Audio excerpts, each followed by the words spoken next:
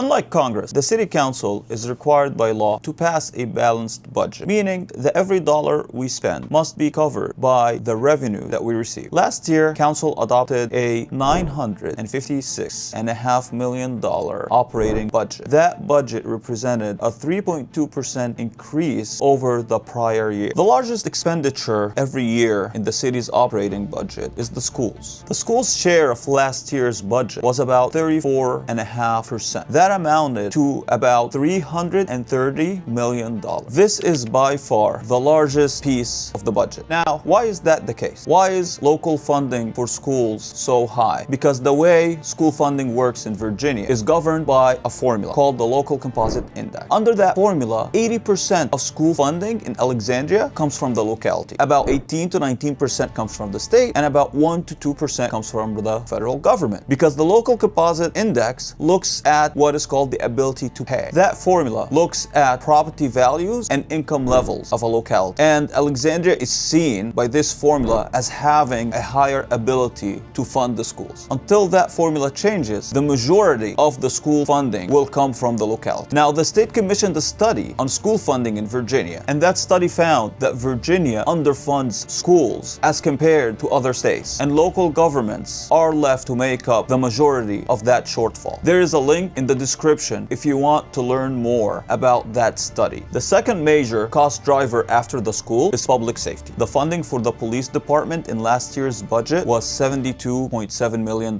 and the funding for the fire department was about $72.4 million.